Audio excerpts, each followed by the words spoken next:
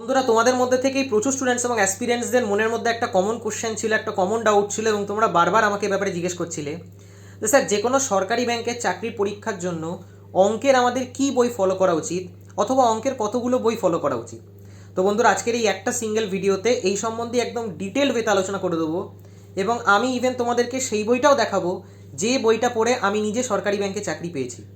তো তোমরা যে কোনো সরকারি ব্যাংকের চাকরির পরীক্ষার জন্যই প্রিপারেশন নাও না কেন, সে আইবিপিএস পিওই হোক, আইবিপিএস ক্লার্কই হোক, এসবিআই পিও হোক, এসবিআই ক্লার্ক হোক, আরআরবি পিও হোক, আরআরবি ক্লার্ক হোক, আরবিআই অ্যাসিস্ট্যান্টের পরীক্ষা হোক, ইভেন যত ইন্স্যুরেন্স সেক্টরের পরীক্ষা হয়, যেমন ইএসআইসির পরীক্ষা, ইপিএফওর পরীক্ষা, এলআইসির পরীক্ষা, এনআইএসএলের পরীক্ষা, ওআইসিএলের পরীক্ষা, এই সমস্ত পরীক্ষাগুলোর জন্যই এই বইটা কাজে লাগবে এবং এই বইটা ভীষণ ভীষণ ভীষণ ভালো একটা বই। এই বইটা যদি তোমরা ডেডিকেটেডলি ফলো করতে পারো তাহলে সরকারি ব্যাংকের সমস্ত পরীক্ষা তোমাদের ক্লিয়ার হবে। প্রিলিমসের পরীক্ষা তো ক্লিয়ার হবেই, এই বইটা বিশেষ করে মেন্সের জন্য। কারণ ম্যাক্সিমাম স্টুডেন্টস এবং অ্যাসপিরেন্টসদেরই মেন্স লেভেলে প্রবলেম থাকে, তারা জানে না যে মেন্স লেভেলকে কীভাবে ট্যাকেল করতে হয়, কীভাবে হ্যান্ডেল করতে হয়। তো আজকে সেই বইটাই তোমাদেরকে দেখাবো, সেই বইটাই তোমাদের সাথে শেয়ার করব যে সেই বইটার কোন কোন চ্যাপ্টারগুলো পড়া উচিত, অথবা কোন কোন চ্যাপ্টারগুলো আমাদের সরকারি ব্যাংকে যত চাকরির পরীক্ষা হয় সেই সিলেবাসের মধ্যে থাকে। এবং বন্ধুরা, সেই বইটার নাম হলো quantum cat by Sarvesh Verma এবং সেই বইটা আমি তোমাদের দেখাতেও চাই। এই হলো সেই বইটা, quantum cat by Sarvesh Verma. I hope তোমরা দেখতে পাচ্ছ সর্বেশ ভার্মা এবং বইটার নাম হচ্ছে কোয়ান্টাম ক্যাট। তো এই বইটা এত ভালো মাপের একটা বই এবং এই বইটার থেকে 5টা চ্যাপ্টার বাদ দিয়ে বাকি সমস্ত চ্যাপ্টার কমপ্লিট করা আছে আমার। এবং সেই 5টা চ্যাপ্টার তোমাদেরও পড়ার দরকার নেই, কারণ এই 5টা চ্যাপ্টার আমাদের সরকারি ব্যাংকের চাকরির পরীক্ষার সিলেবাসের মধ্যে থাকে না। এবং তার মধ্যে সবার প্রথম চ্যাপ্টার হলো জিওমেট্রি। তো বন্ধুরা, এই বইটার থেকে যে জিওমেট্রির যে পোর্শনটা আছে সেটা তোমরা পুরোপুরি ছাড়তে পারো, কারণ জিওমেট্রি আমাদের ব্যাংকিং এক্সামে আসে না। দ্বিতীয় নম্বর চ্যাপ্টার হলো ট্রিগোনোমেট্রি। তো ট্রিগোনোমেট্রিও তোমরা ছাড়তে পারো, ট্রিগোনোমেট্রি আমাদের ব্যাংকিং এক্সামে আসে না। 3 নম্বর চ্যাপ্টার হলো লগারিদম। তো বন্ধুরা, লগারিদমের চ্যাপ্টারটাও তোমরা ছাড়তে পারো, কারণ লগারিদমও আমাদের ব্যাংকিং এক্সামের সিলেবাসে থাকে না। 4 নম্বর চ্যাপ্টার হলো ফাংশনস অ্যান্ড গ্রাফ। তো সেই চ্যাপ্টারটাও তোমরা ছাড়তে পারো, ফাংশনস এবং গ্রাফও আমাদের ব্যাংকিং এক্সামের সিলেবাসে থাকে না। এবং লাস্ট এবং 5 নম্বর চ্যাপ্টার হলো কোঅর্ডিনেট জিওমেট্রি। তো সেইটাও আমাদের ব্যাংকিং এক্সামে আসে না। তো এই 5টা চ্যাপ্টার বাদ দিয়ে বাকি যত চ্যাপ্টার আছে এই বইটার মধ্যে, সেই সমস্ত চ্যাপ্টারগুলো তোমরা করতে পারো। এবং এই বইটা এত ভালো একটা বই কারণ এই বইতে বিভিন্ন লেভেল অফ কোশ্চেন্স তোমরা দেখতে পারবে। সবার প্রথমে যে কোনো চ্যাপ্টারের এক্সারসাইজ শুরু হয় ইন্ট্রোডাক্টরি এক্সারসাইজ দিয়ে, অর্থাৎ যেটা একদম বেসিক লেভেলের হয়, যেটা ফর্মুলা বেসড হয়, যেখানে ফর্মুলা লাগালেই খুব ইজি ইজি কোশ্চেন তোমরা পাবে। এবং সেই সমস্ত কোশ্চেনগুলোই আমাদের যত সরকারি ব্যাংকের চাকরির পরীক্ষা হয় তার প্রিলিমসের পরীক্ষায় আসে। তো একবার যখন তোমাদের ইন্ট্রোডাক্টরি এক্সারসাইজগুলো হয়ে গেল করা, তারপর নেক্সট তোমরা পাবে লেভেল 1 কোশ্চেন। এবং লেভেল 1 কোশ্চেনও তোমরা সবগুলো বানাবে, কারণ লেভেল 1 কোশ্চেনও আমাদের প্রিলিমসের পরীক্ষায় আসে। এবং তারপর তোমরা লেভেল 2 কোশ্চেন্স পাবে। এবং লেভেল 2 কোশ্চেন্স এই বইতে যে কোনো চ্যাপ্টারের এত ভালো দেওয়া, কারণ এইখানে আলাদাই মজা পাবে তোমরা যখন লেভেল 2 কোশ্চেন বানাবে, যেটা স্পেশালি আমাদের দরকার পড়ে যে কোনো সরকারি ব্যাংকের চাকরির পরীক্ষার মেন্স এক্সামে। কারণ তোমরা যারা যারা জানো না তাদেরকে জানিয়ে দিই, যত আমাদের সরকারি ব্যাংকের চাকরির পরীক্ষা হয় তাতে মেন্সের পরীক্ষা যেটা আমাদের কন্ডাক্ট করানো হয়, সেখানে অঙ্কের লেভেল এবং রিজনিংয়ের লেভেল একটু হাই থাকে প্রিলিমসের লেভেলের থেকে। তো ন্যাচারালি সেই হাই লেভেলটা মেনটেন করার জন্য এবং সেই রকম লেভেল অফ কোশ্চেন প্র্যাকটিস করার জন্য এই বইটা ওয়ান অফ দ্য বেস্ট বুক। এবং এই বইটা ইভেন আমিও ফলো করেছিলাম যখন তোমাদের মতোই প্রিপারেশন করছিলাম। তো এই বইটার থেকে এত সুন্দর কনসেপ্ট তোমরা পাবে এবং এই বইটার থেকে প্রবলেম সলভ করে আমি আমার একটা নিজের অঙ্কের নোটসের খাতা বানিয়েছিলাম মেন্সের জন্য, যেটা আমাকে ভীষণ ভীষণ ভীষণ পরিমাণে হেল্প করেছিল। কিছু কিছু চ্যাপ্টার এত সুন্দর করে দেওয়া, যেমন পারমুটেশন কম্বিনেশনের চ্যাপ্টার, অন্য যে কোনো জায়গার থেকে যে কোনো বইয়ের থেকে তোমরা পারমুটেশন কম্বিনেশন পড়ে দেখে নিতে পারো, অতটা মজা পাবে না যতটা মজা এই বইয়ের থেকে সলভ করে পাবে। এই বইতে সব রকম টাইপের কোশ্চেন পারমুটেশন কম্বিনেশন চ্যাপ্টারের ওপর তোমরা দেখতে পারবে, যে সমস্ত কোশ্চেনগুলো আমাদের ব্যাংকিং এক্সামে আসে। ইভেন পারমুটেশন কম্বিনেশনের উপর ডিআইও তোমরা দেখতে পারবে এই বইটায়। তারই পাশাপাশি প্রবাবিলিটি, মানে পারমুটেশন কম্বিনেশনের চ্যাপ্টার করার পর ঠিক প্রবাবিলিটি চ্যাপ্টারটা তোমরা দেখতে পারবে। এবং এই অনুযায়ীও তোমাদের পড়া উচিত, অর্থাৎ প্রথমে পারমুটেশন কম্বিনেশন পড়া উচিত, তারপরে প্রবাবিলিটি পড়া উচিত। তো পারমুটেশন কম্বিনেশন এবং প্রবাবিলিটি এই বইতে এত ভালো করে দেওয়া যে এই বই থেকে একবার যদি তোমার কনসেপ্ট ক্লিয়ার হয়ে যায়, এই বইয়ের থেকে যখন তুমি একবার কোশ্চেন সলভ করবে সেই রকমই একদম সেম টু সেম কোশ্চেন পরীক্ষাতেও দেখতে পারবে। মানে এই বইটার বাইরে কোনো কোশ্চেন তোমরা পরীক্ষায় জেনারেলি দেখতে পাবে না। এই বইটাকে যদি ভালো করে কভার করো, প্রত্যেকটা লেভেলের কোশ্চেন, বিশেষ করে পারমুটেশন কম্বিনেশন, থিওরি অফ ইকুয়েশনসও খুব ভালো এখানে দেওয়া, যে জিনিসগুলো আমাদের ব্যাংকিং এক্সামে আসে।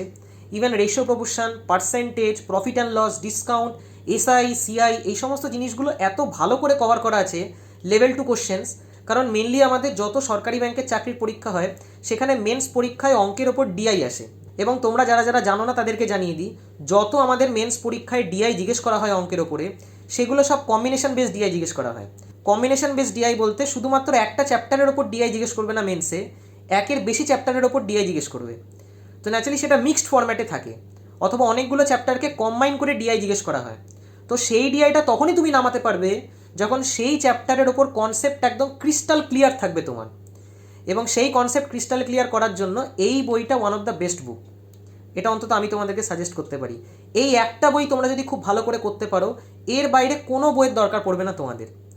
এবং এই বইটা মেনলি আমাদের দরকার পড়ে মেন্স লেভেলের জন্য। প্রিলিমস লেভেল তো যে কোনো বইয়ের থেকেই তোমরা কভার করে নিতে পারো, সে তোমরা যে কোনো বেসিক বইও পড়তে পারো।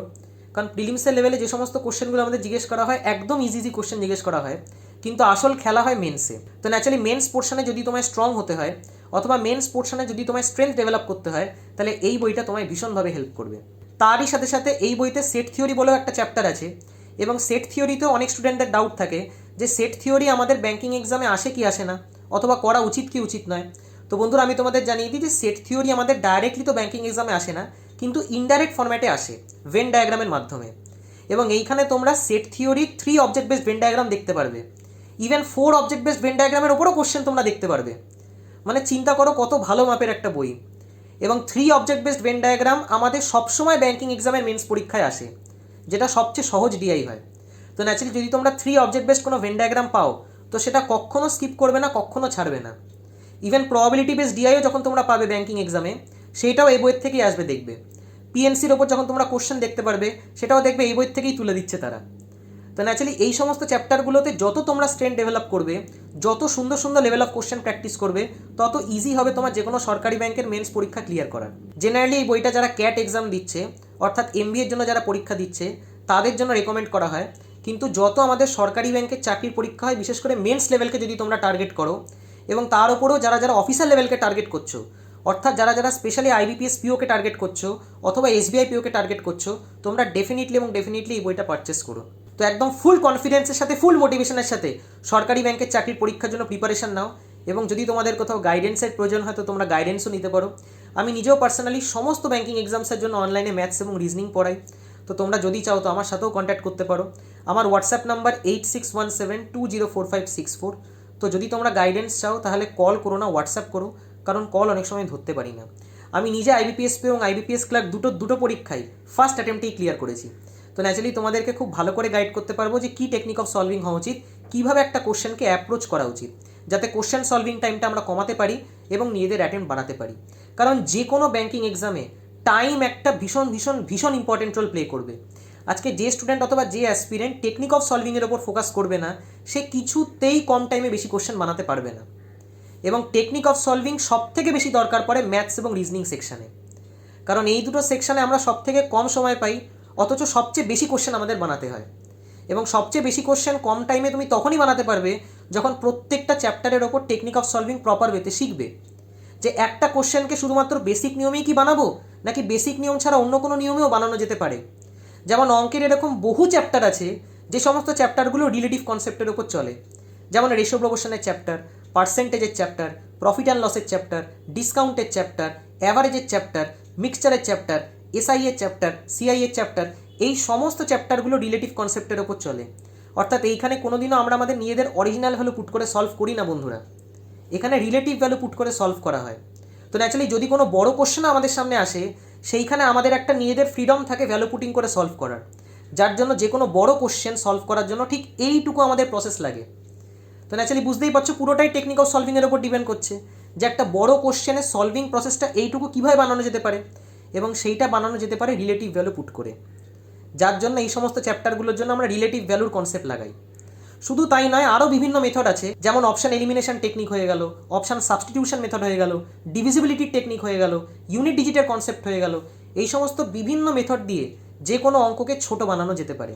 তো ন্যাচারালি এই সমস্ত জিনিসগুলোকে খুব ভালো করে শেখো, যাতে অঙ্কের কোশ্চেনের ওপর টাইম কমাতে পারো এবং নিজেদের অ্যাটেন্ড বাড়াতে পারো।